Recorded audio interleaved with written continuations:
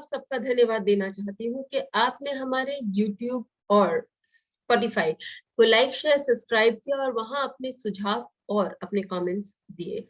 यदि आपने हमारा Spotify नहीं सब्सक्राइब किया है तो जरूर करें, ताकि आप हर वीडियो को ऑडियो फॉर्म में सुन सकते हैं, कहीं भी कभी भी।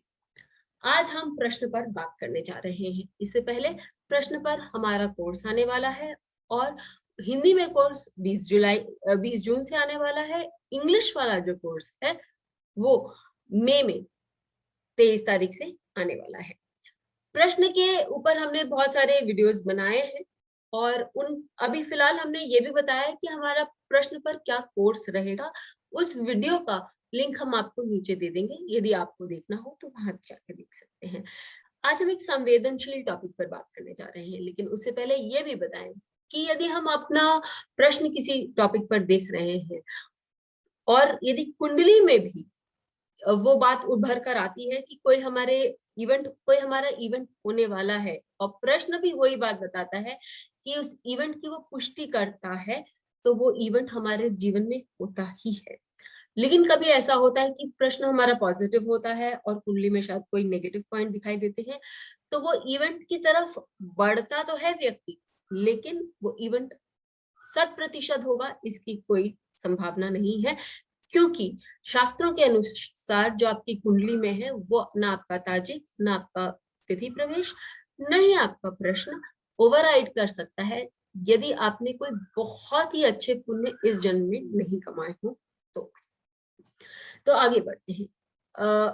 मेरे पास एक कुंडली आई या एक प्रश्न आया कि क्या मेरा जो साथी है या जो मेरा लव इंटरेस्ट है जो छोड़ के चला गया था वो वापस आएगा क्या। अब साथी और लव इंटरेस्ट ये दो अलग हो जाते हैं।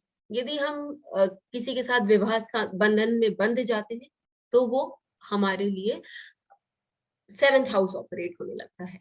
यदि हम केवल किसी के साथ अपने मानसिक रूप से जुड़े हुए होते हैं या प्रेम की दृष्टिकोण से जुड़े हुए होते हैं तो वो हमारा पंचम भाव बन जाता है। ऐसी स्थिति में प्रश्न को दो अलग हिसाब से देखना पड़ता है। लग्नेश का वहां डेफिनेटली होना जरूरी होता है, क्योंकि किसके साथ हो रहा है, हमारे साथ हो रहा है, तो वो हम, मैं या लग्न या लग्नेश वो जुड़ना बहुत जरूरी हो जाता है। ये सारी चीजों को हमको देखना पड़ता है।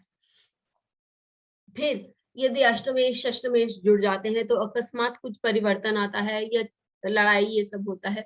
और यदि नवमेश जुड़ जाता है तो हाँ, वो वहां कुछ अच्छा ला भी सकता है।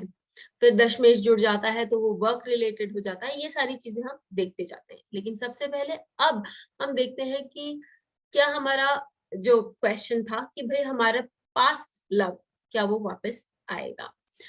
तो यहाँ पर ये जो कुंडली बनकर आई थी, जब वो व्यक्ति ने पूछा था कि क्या मेरा पास्ट लव वापस आएगा, तो लग्न जो था वो धनु राशि का था। धनु राशि का लग्नेश गुरु तृतीय भाव हमारे जीवन में कुछ नया होने के लिए उसको बताता है, या कुछ चेंज आने की बात को बताता है। तो लग्नेश तृतीय भाव में बैठ गया, यानी कि यदि चतुर्थ भाव में बैठता तो जो कि हमारे पास्ट से हमको जोड़ता है, हमारे इमोशंस से हमको जोड़ता है, तो वहां हमको पास्ट की संभावना दिखाई देती। लेकिन तृतीय भाव जो नया है, नई सोच का भाव है, नए कर्मों का भाव है, वहां बैठता है, तो एक अलग संभावना हमारे सामने आती है। फिर हम, क्योंकि वो लीगल मैरिज नहीं थी, क्योंकि वो लव इंटरेस्ट था, तो हम पंचम भाव पर एक दृष्टि डालते हैं।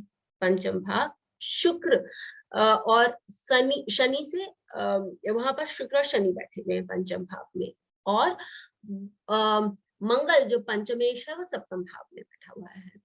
एक बहुत ही ट्राइड एंड टेस्टेड जो कॉम्बिनेशन है। यदि पंचमेश सप्तम भाव में बैठे तो ऐसी स्थिति में जब आप परमानेंसी के लिए जाते हैं तो वहां प्रॉब्लम्स दिखाई देती है। और ये एक नहीं, बहुत सारे चार्ट्स में अप्लाई किया हुआ है। आप भी अप्लाई करें और बताएं कि ये, और ये आप नेटल चार्ट में भी अप्लाई कर सकते हैं, तो वहां एक और प्रॉब्लम दिखाई देती है। फिर षष्टमेश जहाँ के बैठता है वहां अचानक ऑब्स्टिकल्स, प्रॉब्लम्स, झगड़े, ये सारी चीजें दिखाता है। नवमेश सूर्य है, तो सूर्य उन प्रॉब्लम्स को जलाने की तो कोशिश करता है, लेकिन क्या वो पूरी तरह से सक्षम होता है कि नहीं, वो हमें इसके लिए भी फिर हम ताजिक के योग इस्तेमाल करते हैं और देखते हैं कि वो शायद अच्छी तरीके से संभव उसके लिए न हो। अब हम देखते हैं नक्षत्र की दृष्टिकोण से। जाने कि नक्षत्र हम कहीं भी अप्लाई कर सकते हैं और उसके रिजल्ट्स जो है वो बहुत ही विलक्षण दिखाई देते हैं। क्यों? क्योंकि सूर्य जो है वो भरणी नक्षत्र में बैठा हुआ है और शुक्र जो है वो कृतिका नक्षत्र में बैठा हुआ है। जो लोग नक्षत्रों के लिए जानते हैं, उनकी स्टोरीज जानते हैं, वो इन्फो कर पाएंगे, और जो लोग नहीं जानते हैं वो ये समझे कि यदि भरणी नक्षत्र में जो प्लैनेट है, यदि एक काम हो गया, उनके साथ कोई विषय इवेंट हो गया, उसका वापस लौट कर आना, स्पेशली लव इंटरेस्ट के बारे में, वो संभव नहीं है।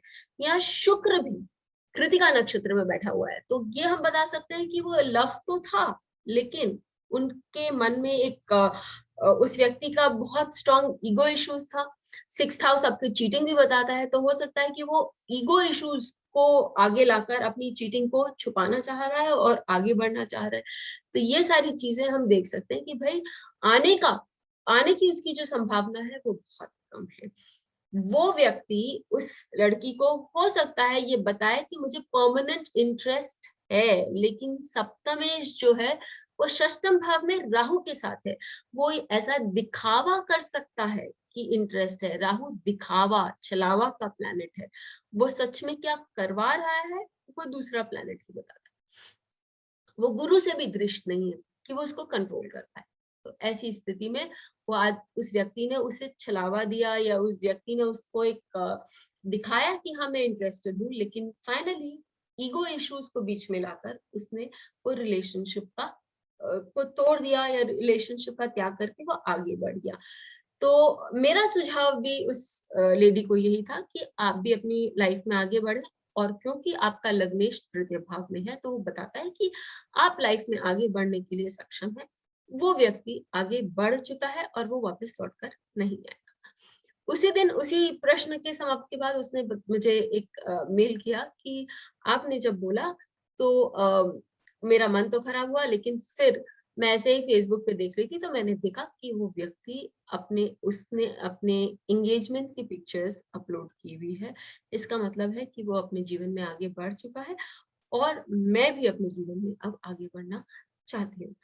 तो हम देखते हैं कि प्रश्न जो है वो बहुत सुंदर ढंग से हमें बता सकता है कि हमारे साथ क्या होने वाला है, या हमारी लाइफ में इवेंट किस तरह से अनफोल्ड करेगा। लेकिन उसके लिए हम यदि नक्षत्रों का भी प्रयोग करें तो बहुत सुंदर रिजल्ट्स देते हैं। फिर यदि आप इंटरेस्टेड हैं हमारे प्रश्न कोर्स में ज्वाइन करने के लिए, तो हमें व्हाट्सएप करें या हमें डायरेक्ट मेल करके बताएं, और हम आपको वो लिंक भी भेज सकते हैं, या आप हमारे वेबसाइट पे जाकर रजिस्टर कर सकते हैं। फिर मिलेंगे, तब तक के लिए बेल आइकन को दबाएं ताकि आपको वीडियोस की अपडेट मिलती रहे। हमारे वीडियोस को लाइक करें, शेयर करें, उन पर कमेंट करें, और हमारे चैनल को सब्सक्राइब करना न भूलें।